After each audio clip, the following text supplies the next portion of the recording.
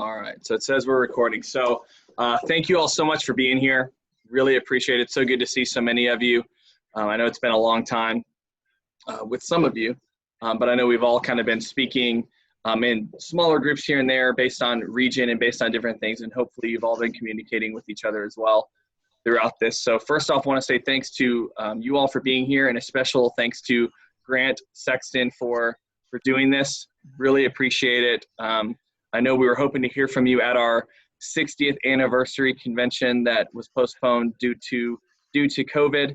And so we're excited to hear from you now, kind of get us excited and inspired for the rest of the year. And as we get ready for next year, especially as we go into our goal setting webinar tomorrow. So really appreciate you being here. And what I would ask is that everyone besides Grant and Randy, if they could please mute themselves throughout the length of the entire webinar, that would be incredibly helpful for the sake of the recording. And that's the reason we did the questions sent in, so that we don't have people coming in the middle of it and those types of things. So we're going to do it that way. We're going to go through some of the questions. A lot of them they were all great questions. We tried to combine as many as possible, so we didn't have 70 questions that we're just trying to fly through real quick. We tried to see what is the common trend and theme of these questions. We'll kind of hit on those. So I know Randy will be chiming in a little bit, and Grant is the star of the hour. So we will go ahead and get started if that's okay with you, Grant. Fantastic. So the first question that we want to start with, we're going to kind of go through a few things, and I will make sure to timestamp the comments in the video on YouTube, so you can go to the section of the video that you want help with, whether it be prospecting, sales, facilitation, whatever. So I'll make sure to do that. But Grant, we'll start with prospecting. So first question from the field: what do you believe is your most effective way of prospecting during the pandemic? And this can apply to every business, but especially to small to mid-sized companies, because that's what we tend to deal with. Yeah. So I did get your questions. I've got heaps of answers. So if you catch me reading my notes, it's not through senility, stepping in and lack of memory. It's purely and simply a desire to provide the best possible answer. So it's great to catch everybody. I was really, I don't know what the international verbiage is for pissed off that we didn't get together for the 60th anniversary. Or that I didn't get to go to Pebble Beach after that, which is one of my life goals, to go back for my 5th or 6th visit. So it is great to catch everybody, and hopefully we will be seeing each other face to face.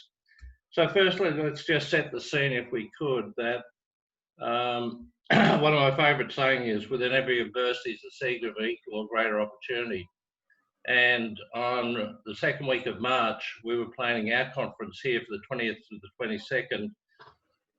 At that point, 6% of our people coming into programs streamed in through Zoom or Team into live classrooms. And so the facilitator would have a laptop or have his iPad and share around. It was messy, but it connected people. It meant somebody was interstate for a workshop, they could catch up, etc. We had a goal at that conference, which went for 3 days, to get everybody to buy into a goal to get us 33% Zoom delivery by the end of the year. And from discussions, we knew we'd have to drag people screaming into this new environment and force them to do,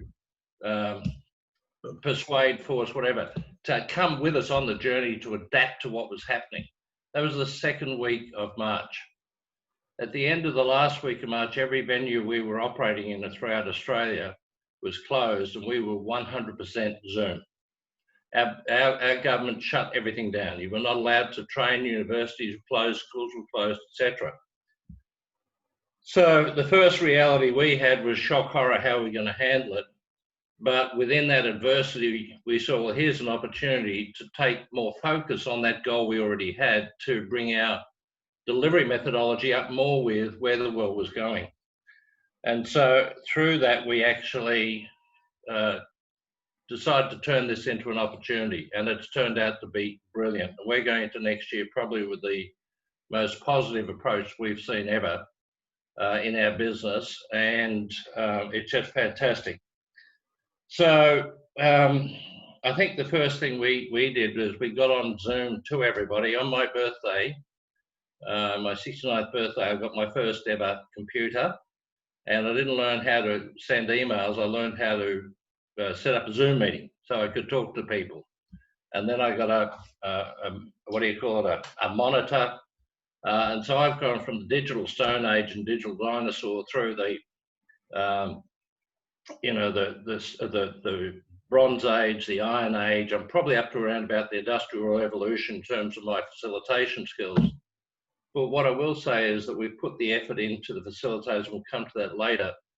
They've invested hundreds of hours upskilling ourselves, each other, and changing the whole dynamic of the delivery. At the same time, the sales team had to do the same scenario. So we actually sat down, and if you remember a number of the seminars or conferences Randy's talked about when people are ready to buy, it's either gain a benefit or avoid loss, when they're on the growth factor or their fear and problems factor. Well, 50-something years ago, I bought a program called The Dynamics of Personal Motivation, and it had a module in there. Probably Adam's the only one that may have even remembered that product. And there was a program in there called Overcoming Fear, Doubt and Worry. And I talked about the influence that fear, doubt and worry had on people and how it impacted on them. And so when we got into talking in groups like this with our people, we started addressing what were their fears, their doubts, their worries. And it was a disruption the world's never seen before. You know, they talk about digital cameras killing Kodak and what's the name, Uber killing industries. This has disrupted the whole world, every industry. And so we basically said, right, well, what can we do here? And we thought, well, not only are we having the problems, the fears, the doubts and the worries, but so are our clients. And part of our value system is respect and care. So we actually set about, and this is answering your question, Jonah, I'm sorry, but it's setting the scene for it.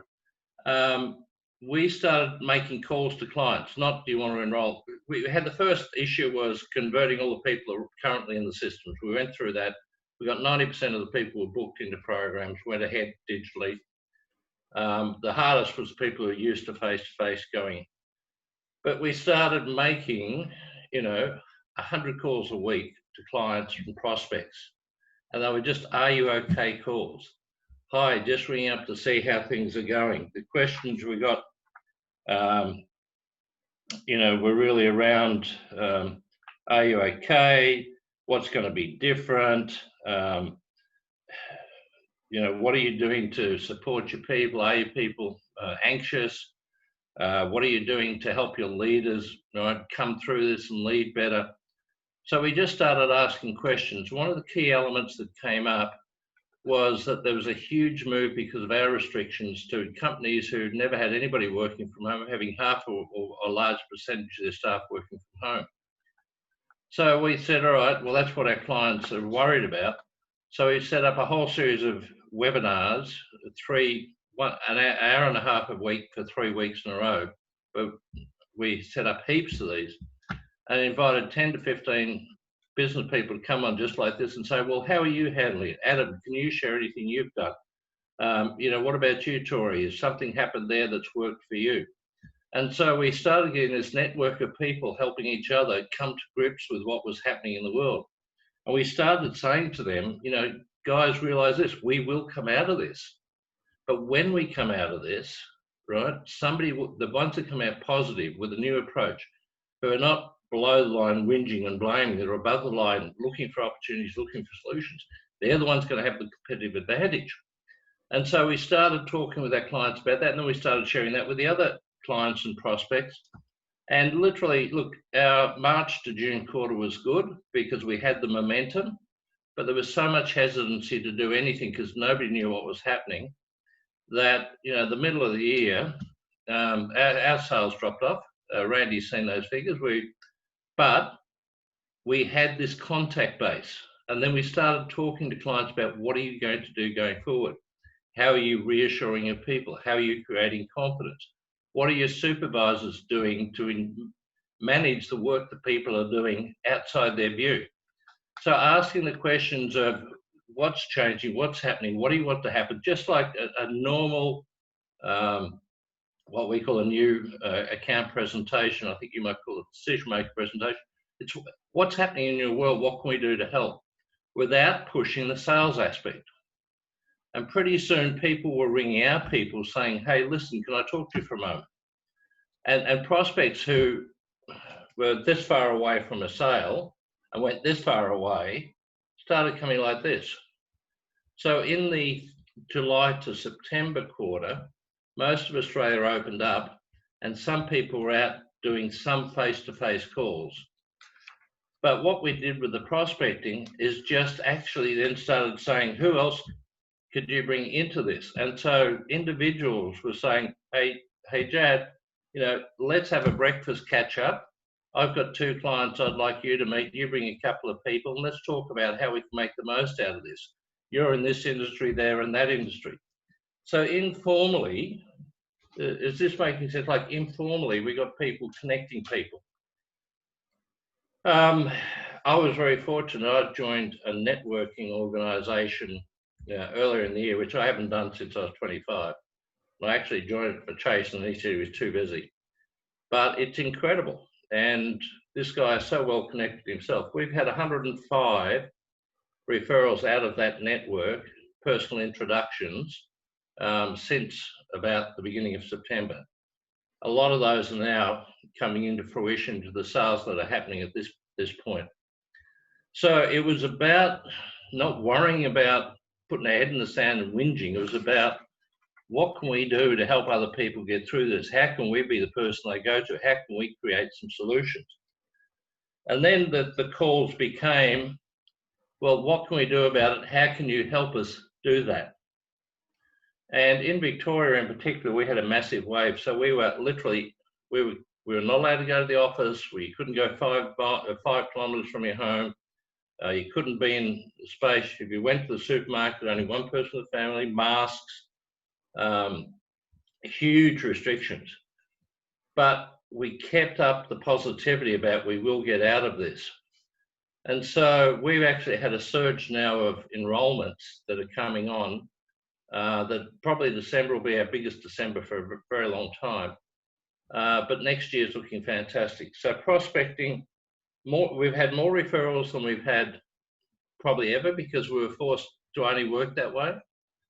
One of the big issues though, and you've got to come to grips with this, is we can do almost twice as much actual sales work as we used to be able to, because if you had 3 presentations a day, you were stretched.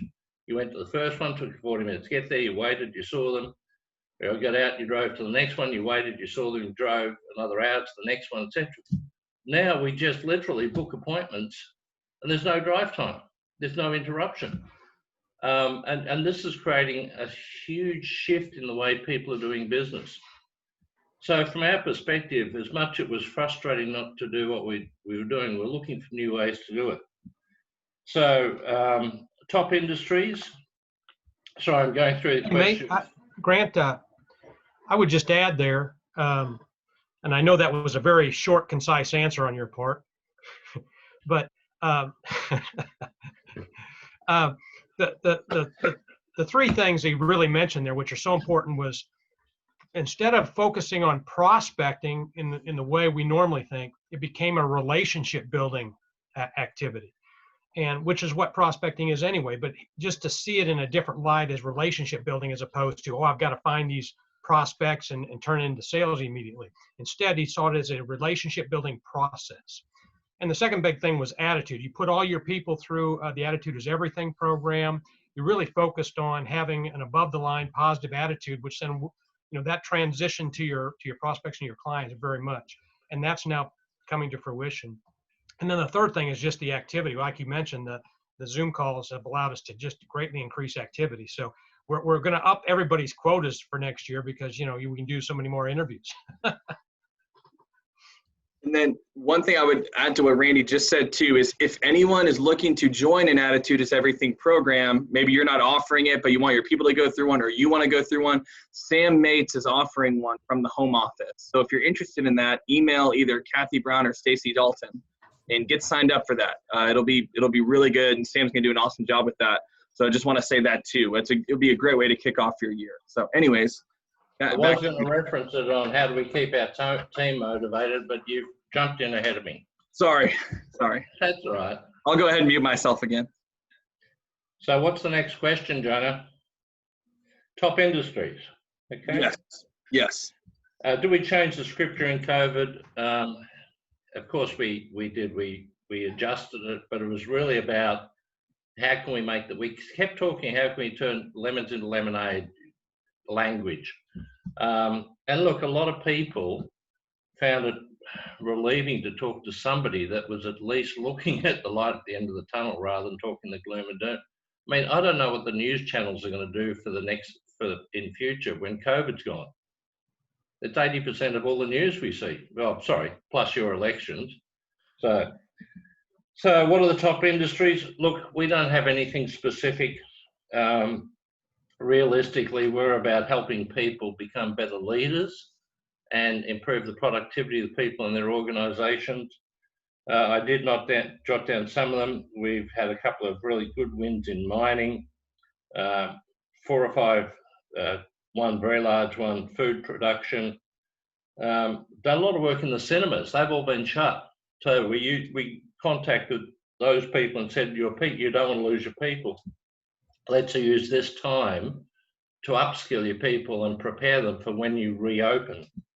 Because cinema industry have a lot of casual workers, but they have core managers, and those core managers had nothing to do. Service providers, strong. A lot in the accounting profession and legal profession. They've never been strong. They sort of figure they've got all the answers. Great time to say to them, what are you doing for your clients? How are you ensuring that you can help them? And they're going, And so, we got in and said, well, here's an opportunity to skill your people in how to lead your clients, how to lead your own people. So the thing, if I move on, Jonah, to sales, have you modified your sales presentation? Only with respect to how are you going? How do you see things happening? What are your challenges? The stuff that we've normally talked about, but from the perspective that we all have a commonality. Normally we go to see a prospect for the first time and say, Adam, you're in the shoe manufacturing business. And quietly, I don't know anything about shoe manufacturing. Tell me about your industry, tell me about your challenges. And he's saying, well, we have a problem. We've got to store 27,000 lasts to put the shoes on. And I'm going, what in the hell's the last? It was nothing like that. What are the issues you've got? I've got people working from home. Have you managed to work out how to manage their activity? No. All right. What are I mean, we had commonality. So the focus was on, everybody came down to fear, doubt, and worry. Right. With the exception of about 15% of industries. Some of them just went through the roof. Hand sanitizers, all that sort of thing. How do we sell online? Any special tips or anything helpful to conduct a sales interview? Firstly, listen and watch, right? The whole concept of body language, attentiveness, being present doesn't change with this group. Now I've got, I think, what have I got? 20 on screen. My facilitators could literally, they're all become like seeing eye dogs. They can pick up Regina, you're not concentrating. They can pick up Jose, right? Somebody's wanting to catch you, right? They've learnt the skill to use, this is norm, this is how we communicate now. What's the news? The news used to have professional people sitting in front of video cameras. Now the news is people on Zoom, right? So this is the new form of communication, so we have to adjust to it. So in a sales presentation, right, you don't have 20 people. But what we have found is the opportunity that if you go to see the CEO and he says, yes, but I want you to talk to my manager in Brisbane and my sales director in Victoria, we would send somebody to Brisbane, somebody to Victoria. Now we say, fine, I'll set up a meeting for you guys Tuesday next week. And you can watch 3 to 4 people on the screen comfortably and pick up all of the vibes. And Grant, one question that you had touched on this, and it kind of goes with our sales and our prospecting here, that was really interesting, is you said back to the cinema industry. So, well, since they were so shut down and they were so impacted in a negative way, they were great prospects. We've heard a lot of, well, they're shut down, so we shouldn't even reach out to them. That wouldn't make sense. So can you touch on that a little bit, on the ones that aren't doing well are still good prospects? Yeah, 100%. Look, you know, you've had a lot of layoffs. We have ridiculous IR laws, redundancies here. It costs you $50,000, $60,000 to sack somebody. But all organisations want to keep their best people. They're going to shed the ones that they can most easily afford to replace and lose. And so we've actually said, what are you doing about the well-being of your good people? And they know their leaders are struggling. They know their people are worried, but they also know their people aren't working full time. So we said, well, why not use this time to get your people involved in an in-house program and work through improvements and preparation plans to come through the future. Internally, we've cleaned out our systems, our processes. We've used this downtime to actually do the stuff we never had time to do before, to sharpen the edge, to do the 1%ers. And so that's what we encourage the clients to do. And some did in-house, but some said, okay, you know, we'll give you our 3 key people. There was a lot more sales support, coaching support to people, but all that did was lead to new prospective sales within the company. So realistically, you know, as Randy has said at those conferences, they buy when they're expanding, or they buy when they've got problems to fix. The world's never had more problems. They've never needed somebody to come in and give them a shot in the arm, not a COVID vaccine, but a positivity, confidence, and reassurance about the future. And frankly, the whole industry of webinars positivity has grown dramatically. People are flocking to it just to watch somebody who can say there is a future. So this is our role, guys. This is our time. This is for us to come out. It's not a phoenix scenario coming out of the ashes, but it's certainly a turning point or a roundabout where we can actually do the complete circle and come back to these people and say, you've never needed us more, right, than right now, you know? I hate selling to problems. I prefer to sell to goals and opportunity, but challenges are problems in people's head. This is where we are. This is where we want to be. Our goal. Difference is a gap. Our business is gap resolution. If your gap is, I don't know what to do with my people, or my people don't know how to lead their teams, we are the gap resolution specialists. We'll fix that gap. We'll show them. We'll get them there. Okay. What's the key to selling 100 programs every year? I'm not sure if this is from somebody relatively new or not. The first one, believe you can, right? Don't listen to what others say or do. If somebody can do it, you can do it. Secondly, be above the line, totally take responsibility for everything that happens and look for solutions in the future, right? One of the biggest things that holds people back, I believe, in selling our product or any other product is something sets them back. They take it emotionally, they go inside, they look at blaming others, they look at reasons, they look at fundamental justifications. We don't have time for that in our lives. We just need to say, right, that didn't work. What do I learn from it? How do I move on? Have a proper goals program with a really well worked out plan of action. You know, the stuff we sell works, right? And this is something we've really got back to our people. Are you a product of the product? Are you using the tools that we give to other people and seeing incredible results in? Oh, no, I know all about that. We've got 30 people, right? Starting this, the first group started Monday morning, and the next is next Monday afternoon. I'm the only one doing it with a book because I am the old dinosaur and I love writing in the book and highlighting. But Randy's very happy. That was the biggest sale I've made for a long time, 30 EPLs. But we also have about 15 other people in our business who have done the program previously rejoining. So we've got, I think it's 27 new people on the program. I can't think of any better way to get people excited about their future. So let's get using the tools. Next one is focus. Okay, it's not something you look at every month. You know, let's go back to the old days. Have you got it on your bathroom mirror? Have you got it on your steering wheel? You know, things like affirmations, the basics that we learned when we first came into the business, thought were amazing. Visualization, you know, we don't do anymore. That's kid stuff. Crap. Sorry, guys. Do we have a visualization board? Do we have the reminders? Do we have it stuck on the dashboard of, the car? You know, steering wheel. 15 prospects referrals this week, stuck on the front. 12 next week.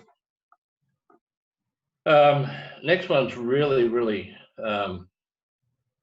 this is probably the seed, or if you take one idea out of this conference, you want to sell 100 programs a year, you have to work, okay? You just got to go and see the people. If you're closing 1 in 5, you've got to see 500 people, that's 10 a week. Improve your prospecting, so you get 1 in 4, then you know. And the last one, get excited about what you can do for other people, not what the 100 programs does for you. When you walk into a presentation, if you're sitting there thinking, gee, I need to make this sale, the rent's over, people pick that up. But if you walk in there thinking, hey, in the next hour, I'm going to do everything I can do, right, to help Jonah make a decision to live a happier, more successful life, plus make a friend for life, you walk in looking at how you can help Jonah. That was my affirmation I used, and I sold 1,200 programs one-on-one in about 4 years, I think it was, when I was a kid. And I never realized it was because I was excited about those people. I had no idea what they were buying, but they just knew I was interested in them.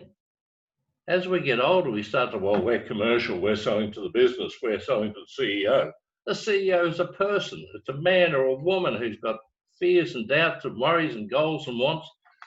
All right, we're there to help them. So if you really want to sell 100 programs, change the goal.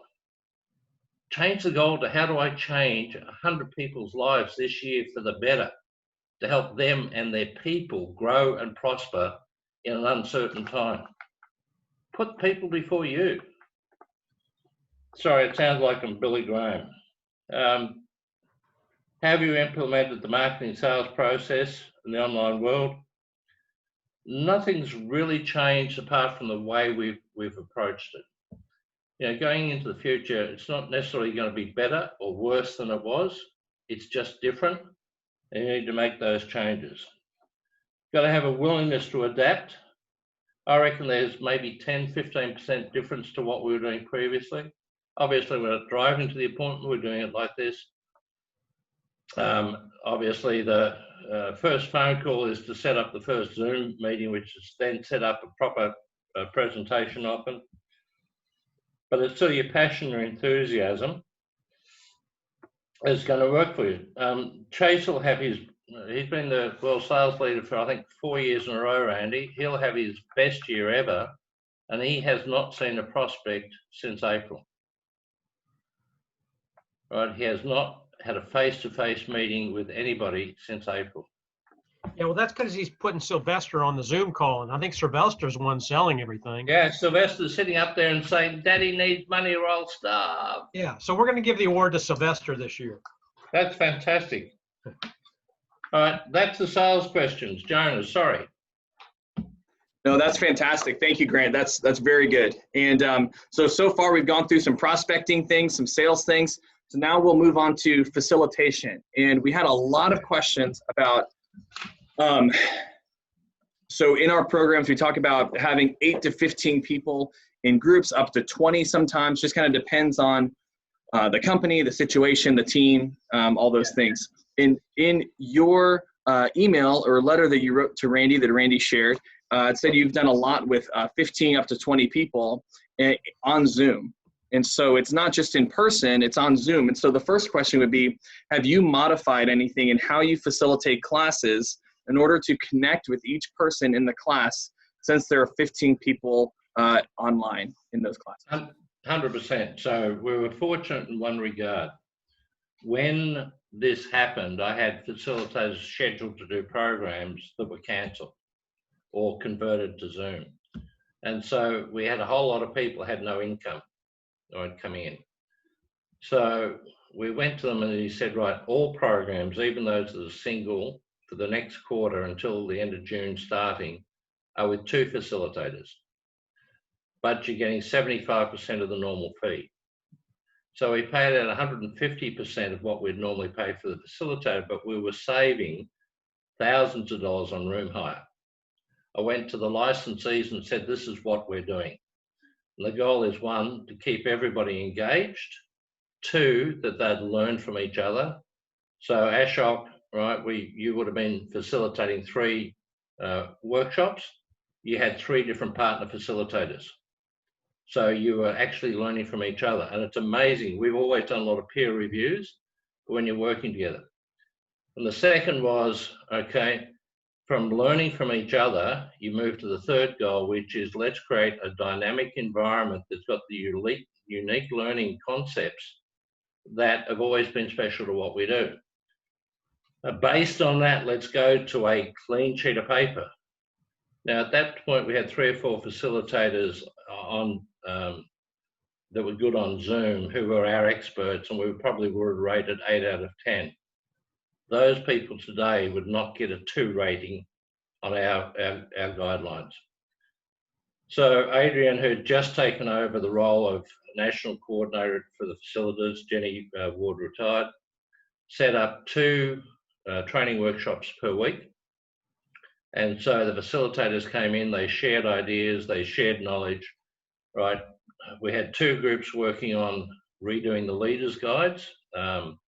And so we ran 48 of those meetings and got everybody from here to here on the Zoom. So in terms of the commitment to that, it was really all about saying this is the future. Don't just see this as a stopgap, this is the future. Everybody's saying, well, we'll do it until we go back to face-to-face. And I think the reality was, we'd say, well, that'd be nice, but let's assume we don't, because there may not be a vaccine. And so everybody was prepared to buy in. We had 18 facilitators, we had a project in place. We put together a capability framework, which was a set of skills at different levels, proficiencies. They assessed by facilitators against the framework, upskilled as necessary. We recorded a lot of sessions. We actually had Adrian taking a lot of sessions. That 18 we cut to 12. The other 6 were not prepared to make it. They didn't get to the quality we're after. And the reality is, when we're running less programs to more people. So rather than having 5 or 6 programs a year to run, the 12 get their 10 or 12 programs a year, and it makes a lot of sense. So the answers to these questions, and I've had Adrian help me. What are the best key elements? Facilitating a gallery view at all times. Very seldom should you go to speaker view. So you can see all the faces at once, watch for the reactions. We transferred all the in-person activities and experience to Zoom activities and experience. Digital versions of the handouts, the fillable forms, the PowerPoints, the point makers, the icebreakers. And sit-down activities will be done at the desk. We do quizzes every now and then, 10 simple questions just before the break. Fill it in on the chat room, the winner gets a prize, or a standing thing. We have puzzles that we leave before the break. We don't go more than an hour without a break, etc., but we're constantly changing state. Huge amount of breakout rooms, mini case studies, and just try and throw something different into every session. Also, prior to and the start of the workshop, enable socialising, catch-ups. We have 5 or 6 minutes beforehand, just chatting where are we up to. Quite often we will have somebody introduce their pet to the group, Fido the dog or Sylvester the cat. We have in the overview workshops, we always have a second facilitator. So we have the participants and the manager mentors. We have breakout rooms where the second facilitator does a coaching session, 15, 20 minutes for the manager mentors. There's always somebody that's done it before. We ask them ahead of time if they'll share their experiences of being a manager mentor. the reality is that the second facilitator sits there and monitors the chat room. He'll sit there while the other person's talking and realise that Ian Dawson's looking to his right. He's not really paying attention, so he'll send a chat to Grant saying, give Ian a question he can answer. G'day, Ian, how are you? So it's all about the second chair helping in that facilitation. We also make sure that the salespeople talk to the participants about their ability to engage with Zoom. Now, that's no longer the priority it was 6 months ago. Zoom is everybody's world now.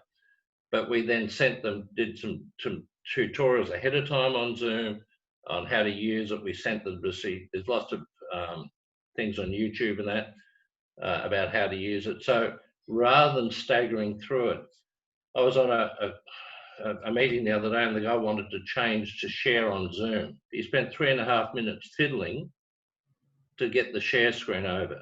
If you can't switch automatically to share a whiteboard or to share a slide, right? Or if you can't actually have the breakout room set up, so you just say, guys, I'm sending you there now, right? You shouldn't be facilitating using this methodology, you know? Sorry, I'm carrying on. So we developed the framework, we invested time in upskilling the Zoom basics, then the more advanced features. We did the forums for 24 weeks, 48 workshops, an hour to 2 hours each. We paid for people to go and do Zoom courses. We gave them permission to vary the format a bit, but with our understanding so we didn't lose our consistency. Introduction of people shared YouTube things that they wanted to do. They were then put into a library of what to use with which module and how to link it. They probably spent 70, 80 hours in workshops like this with other facilitators sharing best ideas. So, you know, hands up, yeah, hats off to them. They had to learn a new skill.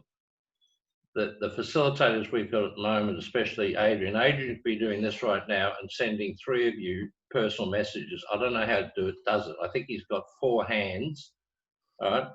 But he'll be sitting here talking to you and he'll all of a sudden get talk about graduation, and graduation hat will come on. Or we're talking about the problems we've got with interacting with people and he'll be wearing a mask. All of them bought green screens. So we've got the LMI backdrop that you can put up in Zoom rather than being in your lounge or your home. And so they just get the green fabric up and then that keeps, you know, sometimes you see them, they've got the background, they go all fuzzy as they move around. With a green screen, you're just sitting there, it's perfect. We're doing a lot of peer reviews and we do a lot of guest facilitation appearances.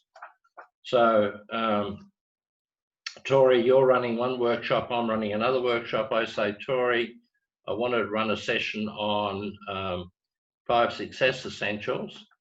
Can you help me out and come in as a guest facilitator for 20 or 30 minutes Tuesday next week? Tori says yes. So then Tori says to me, I'd like you to explain to people the best way to delegate. I know you're really good and you've got some great ways on that.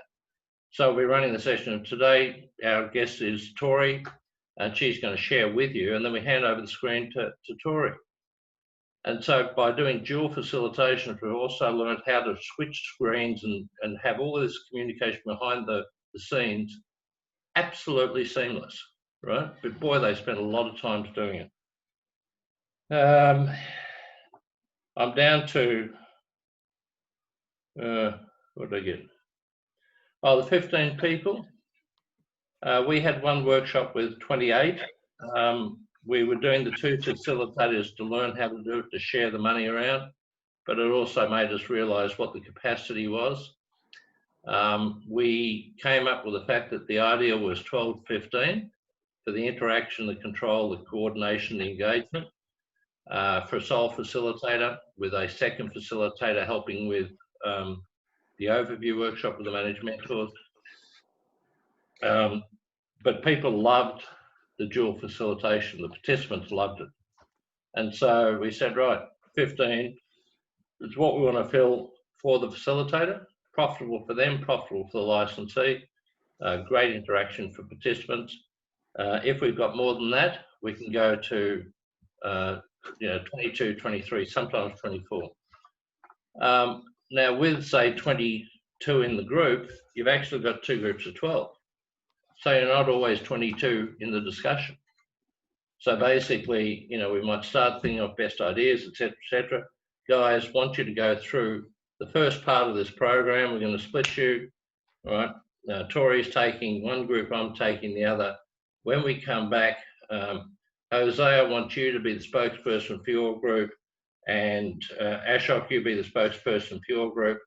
And when we come back, we'll share best ideas that came out of that discussion. We're breaking now for 20 minutes, and we're referring to pages 1 to 7 in the module. So we actually mix and match stuff so that they never really know what's happening, but they're changing. And when we change those facilitator groups, the 11 that went with Tori last week or last fortnight, right, we mix up for next week. The chat rooms, we can determine who we want to sit with who in chat rooms. Whereas face-to-face, we say break into 3s, and they just catch up with their best mates. So they're always with the same people in breakouts. So what's happened is it's changed the whole opportunities for us. We've set a cap of 15 on new participants in a Zoom for a solo facilitator. If we've got some resets, people who've dropped out or missed a module want to sit in, we'll allow 2 or 3 of those, but not for the whole program. We've said 22. We've got people who believe they can facilitate 22 without a second facilitator. That's not viable from our perspective. We want to make sure that people don't fall off the tree or just miss out. And the Julian sitting there and he starts thinking about something else, and I'm prattling on, that the second facilitator can send me a note and say, hey, right, just watch Julian. I think he's distracted or he's answering an email. All right, so I'll be sitting there and saying, so that was my take on it. Julian, what did you think on that? So we bring him back in. Okay, ahead of time with a dual, they get ahead of time and develop a session plan for each workshop, divvying up the flow and the activities, who's going to do what and how. You can now flip screen, so I can send it to the dual facilitator to change the breakout rooms, etc. So Zoom has improved rather dramatically. We're being pushed by some organisations to do it on Team. We've said thank you, but we're doing Zoom, and if it's a security issue, you've got Zoom. We've got new things in place. We do some sales calls or conferences, mini conferences on Team. But if we put a person onto a Team delivery, they would not have the skills we've got now. You might say to me 6 months' time, look, Team's taken over for a Zoom, then we'll have to adapt. But we're just saying this is where we're best, we create the experience. They do different things, different roles. We have, the one who's not talking much, the chat room, observes the participants and flags the issues. Sorry, Joanna, I'm getting through all this stuff. Each participant is allocated to a particular facilitator for the assessment. As you guys may or may not realise, our programs are aligned to the qualifications framework in Australia, so they have to do some assessment work.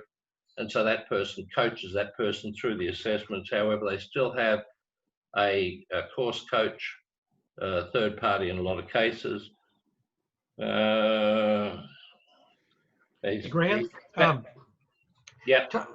One thing I want to emphasize, and we kind of covered a little bit, I think it's really important that you go back over it, and that's the opportunity for showcases or open programs, as you call them in Australia, that Zoom has provided, whereas they were so restricted geographically before, and now that's just opened up. Yeah, 100%. Our business was national, so forget New Zealand. So if we wanted to run an EPP workshop, and we'd probably try to run one of those every 2 months, we'd have one in Perth, one in Adelaide, one in Melbourne, one in Sydney, one in Brisbane. And then when we were a much bigger business, you had 3 or 4 people trying to fill that one program. But as we've got smaller, it's harder work and you have 6 or 7 in the program, and it'll be coming up in 2 weeks' time. So you transfer it out for a couple of weeks, and you get 2 more. And you know, we used to average 14 to 15, but we dropped down to 9s and 10s, and sometimes 6s and 8s, purely and simply because you had people committed and you couldn't get others. That was the biggest issue we had in the business. On the second week of March, when this all started, we've gone, oh my God, what's going to happen? The end of March, we had this issue that we couldn't start these programs. We'd spent 2.5 weeks. I was on the phone constantly with maybe 21 venues around the country about, have you done the sanitisation? Do you have distancing? How many you fit in the room? What's the per square yard? How are we going to handle it, etc. Then all of a sudden you weren't allowed to do it. And everybody's gone, oh my God, what are we going to do? And we had a meeting and we said, well, we just have one national meeting, one group, and we just sell all. It doesn't matter anymore. It doesn't restrict it anymore. So we just schedule them now. There's the 4 programs we sell. We have an open program every month. We fill it up, have a wait list. And if we've got 29 or 30, then we break it into 2. If we've got 20, we might put 5 into the next workshop. If we've got 22 or 3, we might say, hey, let's do a dual. Who haven't you facilitated with that you'd like to facilitate with? The reality is that the participants are loving it, absolutely loving it, because they're meeting Richard. Where are you from, Richard? Brisbane. Okay, so you guys have got different restrictions to us. What's happening up there? Da, da, da, da. So it's just made it so much more profitable. We don't have room hire, right? Everybody's selling into the same program. We've never had an issue with licensees sharing other people's. We've always had common open programs. There've never been, you know, one licensee only. And so you've still got connection with your own client because you're doing the coaching and support. Most of the facilitation in our business is all done by partner facilitators. Very few of the licensees do anything now. If they do, it's usually an in-house program for, you know, favourite clients that have been around for a while. And bear in mind, a lot of our facilitators have been with us nearly 20 years. Probably the average length of the facilitator's experience is 10 years. And so they know what they're doing, they know the products, they know the thing. So from the open program thing, it's a blessing. I don't think we'll ever go back to face-to-face open programs. The other side of it is the in-house programs. You know, a lot of people want to have their own program internally. They might only have 4 people in their office and they've got senior people in other states around the country. Well, we can't run an in-house program unless you fly them in once a month or something like that. We've now saying, you know, Jose, you've got 5 people, right, in your head office. You've got state managers in the other states. That's another 4, and you've got 2 emerging leaders. That's 14 people. Why don't we run an in-house program for you? We're going to have the one person who facilitates it, also coaches your thing, runs breakout groups for your people. It's opened up opportunities because this would not have been acceptable if in March at that conference I'd said we all need to move to Zoom only delivery, no face-to-face ever again. I would have been pelted from, you know, with Diet Coke cans from the back of the room from somebody I know. It's Coke Zero now, mate. It's Coke Zero. And muffins and oranges from Jonah and the rest of you. But guys, this is the world. This is where we're at. So this is real. People are not going back to offices in Australia. Firstly, we're not allowed to in Melbourne, but people are working from home. They're communicating this way. The technology is improving. This is the norm. This is what you see when you watch TV, you watch the news. They interview somebody, that person sitting, they're always sitting in front of a bookcase for some reason. They've always got a bookcase behind them. Have you noticed that? I think there'd be a fortune in selling made-up bookcases that are impressive. All right, just ship them on wheels so you can push it on the wall, sit in front of it, have your interview with the TV, and then push it away. So we have never had a better opportunity to make a lot of money, connect people, and help companies coordinate their efforts, their communication, their activities, and implement their strategies and their plans. They can now let us bring their people together doing what we are so good at doing. We are the best at doing it. I've gone. Hello. Oh, What's that? well, hold on one second. Hey, Dr. Al, you're sharing your screen. Can you turn that off? Thank you. That was great. I want to know more. So, Little sales pitch. I don't know if I covered your point there, Randy, but the reality is it's been a godsend for us. You know, it's turning those lemons into lemonades. From my point of view, it's turning those lemons into limoncello. Yeah, well, it's really important for our international group and for the U.S. because one of the biggest issues we have worldwide is people being able to fill their showcase or open program. And like you say, then they delay it or start with just 4 or 5 or 6 people. Whereas this opportunity to have multiple people selling into a Zoom conference, it doesn't matter where the client's located.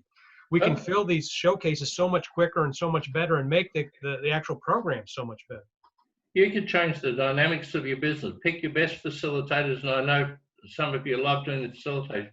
But pick best facilitators and say, right, we've got this program happening. We've got some of the clients, with Randy's permission, to have their staff in other countries join the in-house programs. Mm-hmm. We could never do that before. You know, we did occasionally with, you know, an iPad Zoom.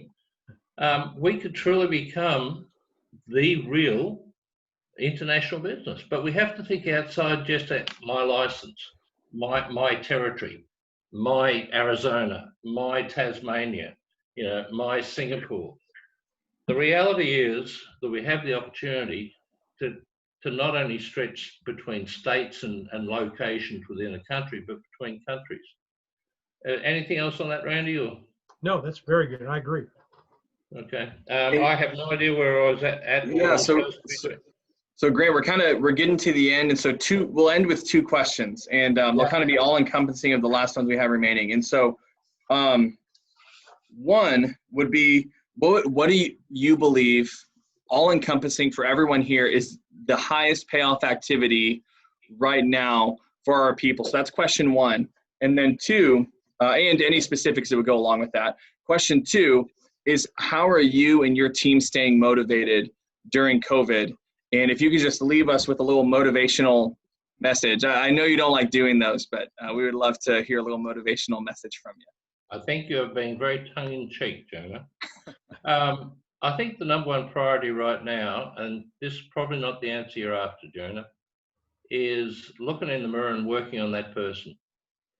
I'm going back to stuff I started doing 50 years ago with my visualizations, my affirmations.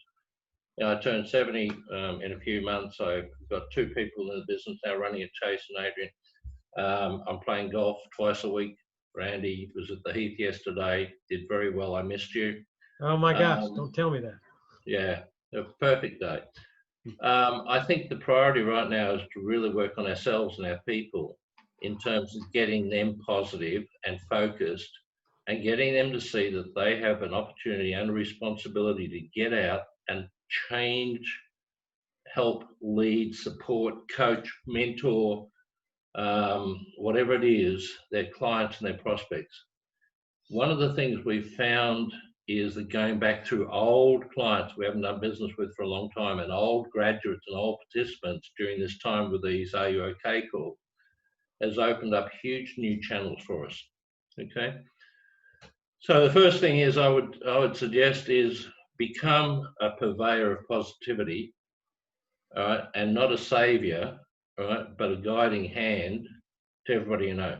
Be the person that helps them look at, there is a future out of this, there is opportunities out of this.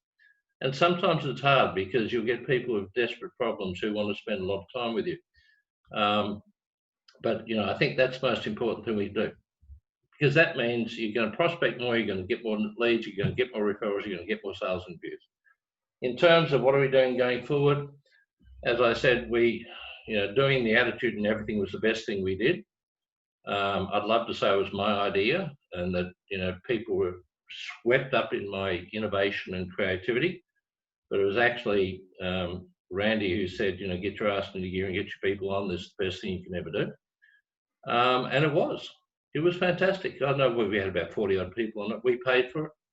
But it got people in the business who only ever see each other once a year at a conference, catching up, you know, once a week. It was fantastic. That's why we're using the EPL. It's a very personal program. It's very fundamental. And we've said to everybody in the kickoff, this is clean sheet of paper. We've gone through the transition. Now we have to make the most of the year ahead. And there is no better product in the world than effective personal leadership to help me get control of my life and determine what's success for me. And to be in a situation to help leaders lead their people. So it's not very revolutionary, guys. It's going back to doing what got me in the business in the first place, which is doing a personal development program. I wish there was a smarter answer, Randy. That's pretty smart wisdom. Albert Einstein said, make things as simple as possible, but no simpler. That's it. And so as we finish, Grant, do you have any parting words for everyone? As someone who's seen a lot in the LMI business, who's been through the peaks and the valleys and ups and downs of so many different things, going from the cassettes, CDs, streaming, Zoom, digital age, all these different things, what is just your last parting word that if you were sitting one-on-one with each of us, what would you say to get us ready to get on the phones, on LinkedIn, on email, whatever it might be, to make some sales and change some people's lives? What would be your parting word for them? Okay, Joni, you missed records. My first exposure was a 45 record from Paul J. Mark called Personal Motivation, Who Motivates the Motivator. And my first program was the DPM, and it started out with the message I've basically shared. It started out, it's a big, wide, wonderful world. And what you make of it is like the artist with the 3 colors paints pictures. The musician with the 20 notes creates symphonies. Guys, what Paul left us was the chance not to be victims or subject to the circumstances around it. We use in a lot of our workshops, what can you control, what can't you control, and what can you influence? The things you can't control is where people spend all their focus, right? Complaining, whinging, feeling helpless. I can't do anything about this. That's pointless. Why do it? You're using up your energy, you're causing cancer. The things you can influence, you should take the step. You should try. You can't guarantee it, but you can try and help other people. You can try and influence the way that LMA grows the business, right? Whatever it may be. But look at the things you can control. And that's what the programs do us. They give us control. I have 2 definitions of success, right? The first one you may have heard before, progressive realization of worthwhile predetermined personal goals. Who's using their plan of action and their goal planning as well as their best client? Put your hand up. Okay. You've got to keep it and you've got to get better at it. I have to get better at it. It's not something I've been doing as well as I used to do. The second is the habit, success is the habit of achieving goals. And so what we've done is get everybody back to 7-day goals in all areas of their life and celebrating the wins, because when you write down 5 or 6 little goals for the week and you knock off 4, wow, you won. And so you feel better and you set next goals and next goals. And pretty soon, if you keep a list of that, you see all this stuff that you've been meaning to do for the last 2 or 3 or 10 years happen. The big one for me is being able to set up a Zoom meeting or using my computer and emails. I wasn't interested and put that off for 20 years. So I think realistically, Paul said it all. It's a big, wide, wonderful world, guys. It's up to you. It's nobody else's fault. It's not Randy's fault. It certainly could be Jonah's fault. In fact, it probably is. It is. But yeah, but it's not what they need to do. It was one of your presidents said, ask not what the company can do for you, but what you can do for the company. And I think that applies the same to not what your clients can do for you, but what you can do for your clients. Okay. Awesome. Listen, I look, 2 months ago, instead of ordering Christmas, we have turkeys for Christmas or Thanksgiving. Instead of ordering a turkey, I ordered a spatchcock, right? I wasn't sure. I've upgraded to a turkey, right? Because I can have whatever I want to have for Christmas. I guess what I'm saying, guys, is don't limit yourselves, please. Don't think small, all right? Don't focus on the problems. Just get out and see the bloody opportunities that exist for us. It's unbelievable. It seriously is the best chance we've ever had. Chase will probably finalise, somebody asked about 100 programs, he'll probably finalise 150 this quarter. There's 3 others. Another guy's going to finalise about 70 this quarter, when we've been in total lockdown, not allowed out of our houses. Finished. Awesome. Thanks, mate. Randy, any parting thoughts, Randy, before we turn off the recording here? No, I really want to thank Grant for this. His insight has been absolutely fantastic and important. We're definitely going to follow up on this. I've already got about 10 ideas I want to follow up on from this session. So look for some more opportunities coming forward with these type of sessions, because I think there's a huge opportunity for us to take advantage of some of these changes that the pandemic has presented, and especially in terms of facilitation, that we can take advantage of worldwide. So I'm excited about the future and about 2021. Can I finish with one thank you? Randy, you sent us out a letter with about 7 or 8 points of why it was the best time and why it was our time. We have used that in talking to everybody. So thank you for giving us that tool. That was incredible. Okay. Awesome. Thanks, mate. Thank you all for coming. Thank you so much, Grant. Again, Randy, thank you for being here as well. And just a reminder, we'll have our goal setting webinar with Ian Dawson tomorrow. It'll be at 10:30 Central Standard Time. So I don't know how that relates to your time zone, but we'll see you all hopefully tomorrow. Invite your whole team and we'll see you all there. Thanks again, Grant. Really. One last thing, Jonah. Yeah. Is Jonah's going to be running an EPL starting in January. So Grant talked about the importance of getting on the EPL. Anybody who wants to go into an EPL with our people around the world, get in on Jonah's EPL starting in January. Awesome. See you later, Sam. See you later, Ian. See you later, everybody. All right. Bye, everyone.